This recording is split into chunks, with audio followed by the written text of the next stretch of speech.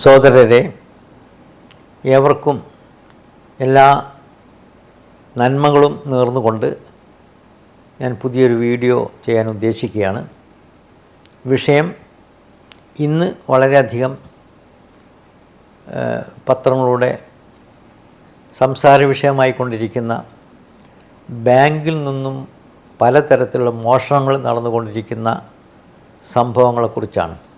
Private ബാങ്കുകൾ പ്രത്യേകിച്ച് നാട്ടിൻപുറങ്ങളിൽ വളരെയധികം ശോഭിച്ചിരിക്കുന്ന കാലഘട്ടത്തിൽ അതിൽ നിന്ന് കണ്ടമാനം പൈസ നഷ്ടപ്പെട്ടു പോയ കഥകളാണ് ഇന്ന് പത്രദ്വാര വിഷയമായിക്കൊണ്ടിരിക്കുന്നത്. ചിലപ്പോൾ ഇങ്ങനെയുള്ള ചില വ്യക്തികളെ ആ ബാങ്കുമായി ബന്ധപ്പെട്ട ഓഫീസുമായി ബന്ധപ്പെട്ട ആ ബാങ്കിലെ പ്രവർത്തകർ, മെമ്പർമാർ, സെക്രട്ടറിമാർ, ഓഫീസിൽ ബാങ്കിൽ പ്രവർത്തിക്കുന്ന തൊഴിലാളികൾ, ഇവരിലൂടെയൊക്കെയാണത് മോഷണം വന്നു പോയത്, നഷ്ടപ്പെട്ടു പോയത് എന്നാണ് കണ്ടെത്താറുള്ളത്. പലരും പല തരത്തിലുള്ള ആവശ്യങ്ങൾക്കായിട്ട് ഇതിനെ തിരിമറി ചെയ്ത് ബാങ്കിൽ വലിയൊരു സംഖ്യ നഷ്ടപ്പെടുത്തുന്ന അവസ്ഥാവിശേഷം ഉണ്ടായിക്കൊണ്ടിരിക്കുകയാണ്. ഇപ്പോഴും ചില സംഭവങ്ങൾ അവിടെ ഇവിടെയൊക്കെ ആയിട്ട് ഇത്തരം ബാങ്ക് ചോർച്ചകൾ, ബാങ്കിൽ നിന്ന് മോഷണം വന്നു പോകുന്ന അവസ്ഥാവിശേഷം ഉണ്ടാവുന്നുണ്ട്. ഇത് ചില വ്യക്തികളെ പിടിക്കപ്പെടുമ്പോൾ അവർ സത്യം സമ്മതിക്കും, സംഗതിയൊക്കെ സംഭവിച്ചിട്ടുണ്ട്. പക്ഷേ അത്രയും വലിയ എമൗണ്ട്, വലിയൊരു സംഖ്യ, ലക്ഷങ്ങളും കോടികളും മോഷണം വന്നു പോയിട്ടും അത് എവിടെയെങ്കിലും അദ്ദേഹം തൻ്റെ കുടുംബാംഗങ്ങൾക്ക് വേണ്ടിയോ, വീടിൻ്റെ പുനർനിർമ്മാണത്തിന് വേണ്ടിയോ, മറ്റെന്തെങ്കിലും മക്കളുടെ കല്യാണത്തിന് വേണ്ടിയോ, മക്കളുടെ വിദ്യാഭ്യാസത്തിന് വേണ്ടിയോ, അതല്ലെങ്കിൽ വേറെന്തെങ്കിലും ടൂർ ചെയ്തിട്ട് ഏതെങ്കിലും തരത്തിൽ മറ്റാരെയും സഹായിച്ചിട്ടോ ഇത് ചെലവഴിച്ചതായിട്ട് കാണപ്പെടുന്നില്ല. എന്നാൽ നഷ്ടപ്പെടുകയും ചെയ്തു എന്നുള്ള വിശേഷവും നമ്മൾക്ക് കേൾക്കാനിട വരും. യഥാർത്ഥത്തിൽ ഇത് എങ്ങനെയാണ് സംഭവിച്ചതെന്നതിന് നിഗൂഢതയിലേക്ക് ആഴത്തിൽ ചെല്ലുമ്പോഴാണ് ഈ വ്യക്തി ഏത് തരത്തിലാണ് ഈ സംഖ്യ ഉപയോഗപ്പെടുത്തിയത് എന്ന് മനസ്സിലാക്കാൻ തന്നെ വളരെ പ്രയാസമാണ്. അദ്ദേഹത്തിന് ഓർമ്മ ഉണ്ടാവില്ല. പല ആൾക്കാരുടെയും കുടുംബത്തിൽ നിന്ന് ഇത്തരം സാമ്പത്തിക കുഴിയിൽ ആണ്ടുപോയിട്ട് വളരെയധികം കടബാധ്യത കൊണ്ട് നാട് വിട്ടവരും, ചിലരൊക്കെ ആത്മഹത്യ ചെയ്തവരും, ചിലരൊക്കെ വലിയ പ്രയാസങ്ങൾ നേരിട്ടിട്ടത് ആ പണം തിരിച്ചടക്കാൻ പലിശക്ക് വാങ്ങിയത് പല പ്രൈവറ്റ് ആൾക്കാരിൽ നിന്ന് തന്നെ കൊള്ളപ്പലിശക്ക് വാങ്ങിയിട്ട് തിരിച്ചു കൊടുക്കാൻ കഴിയാതെ പ്രയാസപ്പെട്ടവരൊക്കെ ധാരാളം ഇന്ന് നമ്മുടെ നാട്ടിലുണ്ട്. ഈ പണം എവിടെ പോയി എന്ന് ചോദിക്കുമ്പോൾ ഇവർക്ക് തന്നെ വ്യക്തമായി എൻ്റെ മുന്നിൽ കൊണ്ടുവരുന്ന ചില വ്യക്തികളുണ്ട്, അവർക്ക് പറയാൻ കഴിയുന്നില്ല. ഗൾഫിലൊക്കെ പോയി പണം സമ്പാദിച്ചു, നാട്ടിൽ വന്നു, പല കാര്യങ്ങളും നടത്തി, അവസാനം അതിലൊക്കെ അദ്ദേഹം പൊളിഞ്ഞുപോയി. ഇപ്പോൾ സാമ്പത്തികമായി വലിയൊരു കടബാധ്യതയാണ്. ബാങ്കിൽ നിന്ന് കുറച്ച് പൈസ എടുത്തിരുന്നു, അതും പോയി.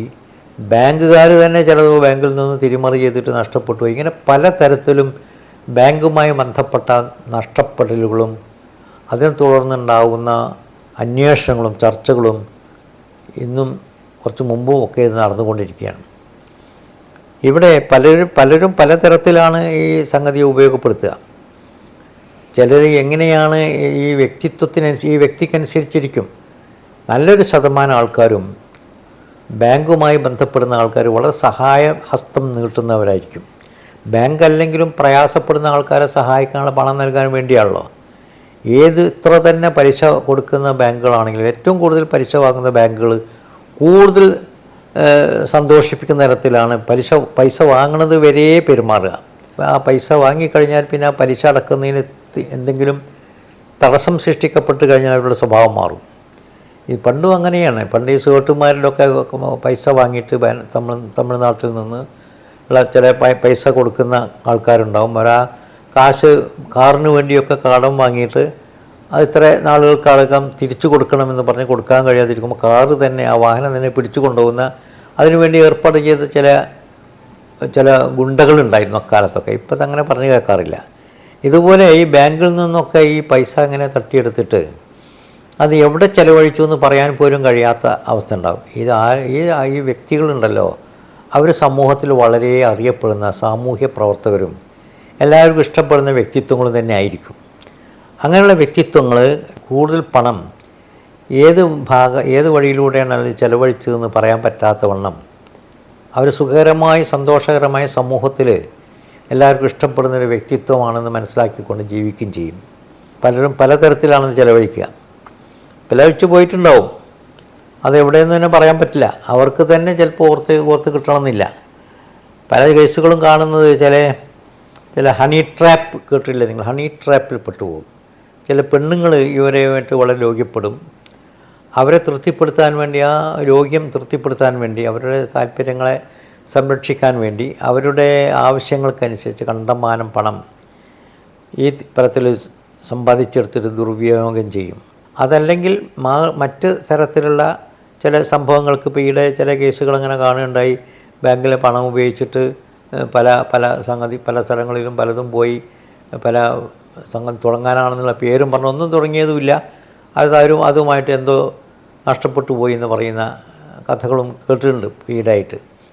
ഒരു പ്രത്യേക ഇഷ്യൂ എടുത്ത് പറയുമ്പോൾ അതിന്ന് നടന്നു പോകുന്ന പല കേസിൻ്റെ അന്വേഷണത്തെ ബാധിക്കുന്നുള്ളതുകൊണ്ട് ആ പ്രത്യേക കേസൊന്നും പ്രത്യേക വ്യക്തിത്വങ്ങളെയോ പ്രത്യേക ബാങ്കിനെയോ അല്ലെങ്കിൽ അതുപോലെയുള്ള സ്ഥാപനത്തിൽ നിന്നുണ്ടാകുന്ന മോഷണത്തെയോ ഞാൻ പരാമർശിക്കാൻ ഉദ്ദേശിക്കുന്നില്ല. വാസ്തവത്തിൽ ഇതിന് വിധേയരാകുന്ന വ്യക്തികൾ മോശപ്പെട്ട സ്വഭാവക്കാരാണെന്ന് സമൂഹത്തിൽ പേരുണ്ടായിരിക്കില്ല. അവരുടെ അർപ്പിച്ച വിശ്വാസത്തെ അവർ മാക്സിമം ചൂഷണം ചെയ്യുക, ഉപയോഗപ്പെടുത്തി രക്ഷപ്പെടുന്നവരാണ് പതിവ്. അങ്ങനെ ദുർവിനിയോഗം ചെയ്യുന്ന ഒരുപാട് വ്യക്തികൾ നമ്മുടെ സമൂഹത്തിൽ ഇന്നുമുണ്ട്. വരുമാനത്തിനൊത്തല്ല ചിലവ് വരുത്തുക, അങ്ങനെ കടം വന്നു പോകും. അതിനുവേണ്ടി കിട്ടുന്ന സ്ഥലത്തു നിന്നൊക്കെ കടം വാങ്ങും. ചിലരൊക്കെ ചില ചൂതുകളി പോലെ, ഇപ്പോൾ നമ്മളുണ്ടല്ലോ ചില റമ്മി കളിയിൽ ഏർപ്പെട്ടിട്ട് റമ്മി കളിച്ചിട്ട് അതൊരു വിനോദമായി, അത് പിന്നീട് ലഹരിയായി. കുറച്ചൊക്കെ ആദ്യത്തിൽ സംഖ്യ കിട്ടും റമ്മി കളിച്ചാൽ, പിന്നീട് അത് പോയി അങ്ങനെ പലരും കൂട്ടുകൂടിയിട്ട് ഈ റമ്മി കളിയിലൊരു വിനോദമായി, ഒരു ആവേശമായി അതിൽ ബന്ധപ്പെടുകയും അതിൻ്റെ അടിമകളായി അത്തരം ജീവികളിൽ നിന്ന് വിട്ടുപോകാൻ സാധിക്കാത്തവരായി മാറുന്നവരുണ്ട്. പണ്ടൊക്കെ അങ്ങനെ നാട്ടുംപുറങ്ങളിലൊക്കെ പറഞ്ഞേക്കാൻ ചീട്ടുകളിയായിരുന്നു നഷ്ടപ്പെടുത്തുന്നത്. ചീട്ടുകളി വട്ടം വെച്ചിട്ട് ചീട്ട് കളിച്ചിട്ട് അതിൽ പണം വെച്ച് നഷ്ടപ്പെടുന്നവരുടെ കഥകളുണ്ട്. ഇന്നും വലിയ ബെറ്റ് വെച്ചിട്ട് വലിയ സംഖ്യ ബെറ്റ് വെച്ചിട്ടൊക്കെ ചെയ്യുന്ന അതുണ്ട്. ഒരു മനുഷ്യന് അതിമോഹം, സമ്പത്ത് ഉണ്ടാക്കാനുള്ള അതിമോഹമാണ് ഈ വലയിൽ കൊണ്ടുപോയിട്ട് മനുഷ്യനെ പെടുത്താറുള്ളത്.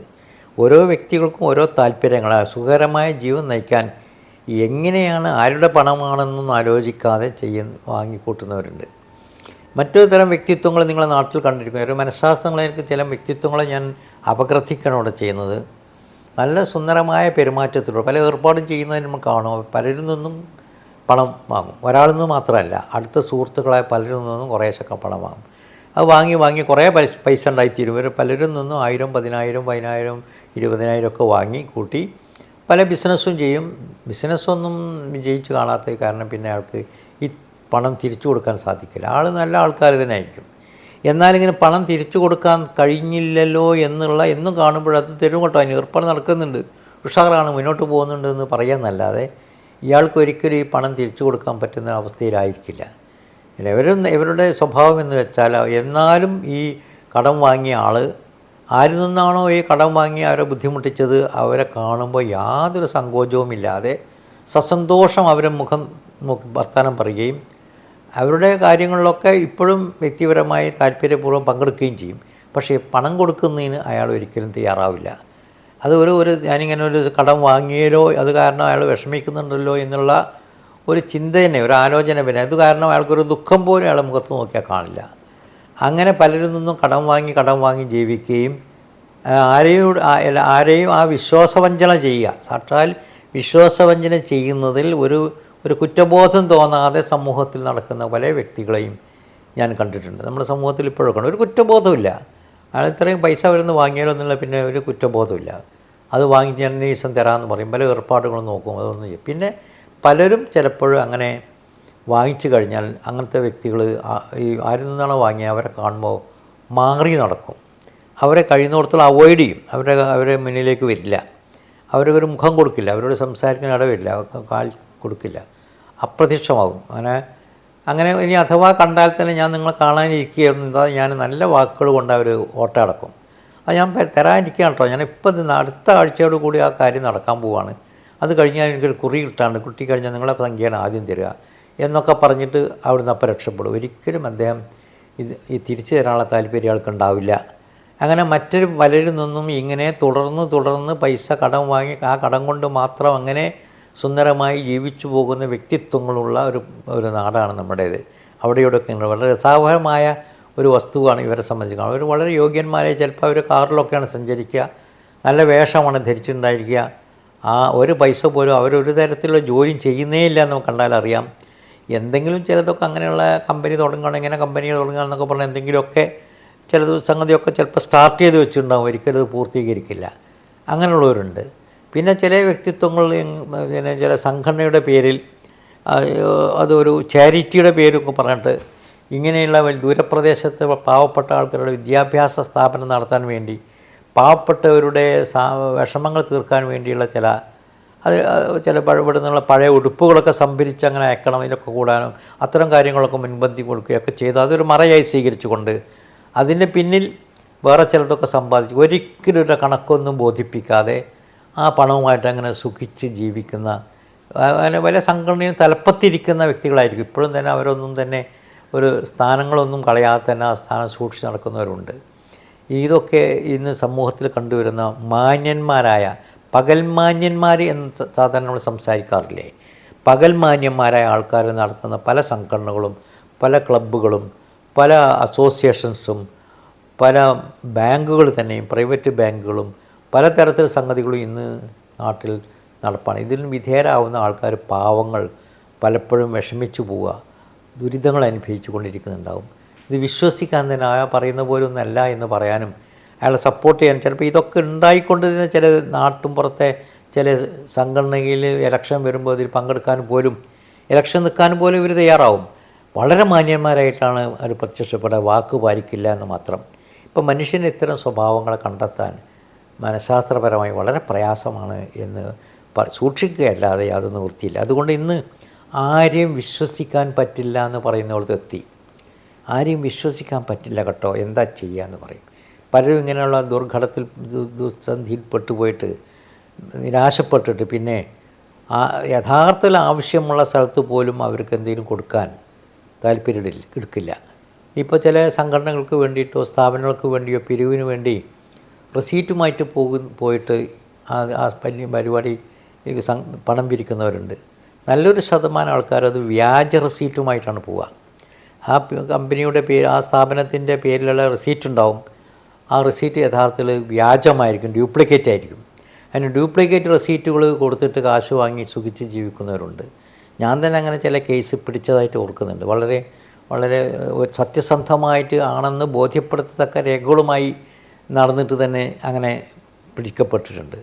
അവർ പിരിവിന് വന്നിട്ട് വീടുകളിൽ വന്നിട്ട് അഥവാ എന്തെങ്കിലും എത്ര കിട്ടിയാലും വെറുതെ കിട്ടുകയാണല്ലോ, അത് വാങ്ങിച്ചിട്ട് അങ്ങനെ കൊടുത്തൊന്നും മതിയാവില്ല എന്ന് പിന്നെ അങ്ങനെ അപ്രത്യക്ഷം. അങ്ങനെ ഒരു സ്ഥാപനം തന്നെ ചിലപ്പോൾ ഉണ്ടാവണമെന്നില്ല. ആരും പോയി അന്വേഷിക്കില്ല. എത്രയോ ദരിദ്രം അനുഭവിക്കുന്ന ആൾക്കാർക്ക് വേണ്ടി സ്ഥാപിച്ച ഒരു സ്ഥാപനമാണ്, വലിയൊരു ചാരിറ്റിയാണ്, വളരെ ആൾക്കാരെങ്ങനെ ചെയ്തു എന്നൊക്കെ പറയാം.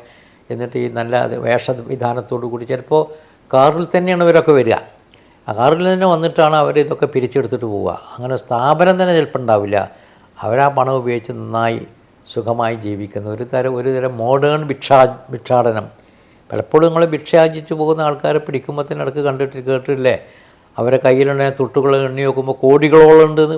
മരംചോട്ടിലാണ് രാത്രി ഉറങ്ങുന്നതെങ്കിലും ഭിക്ഷാടനം ചെയ്ത് കിട്ടുന്ന സംഖ്യ കോടികൾ സംഭരിച്ച് വെച്ച ആൾക്കാരുണ്ട്.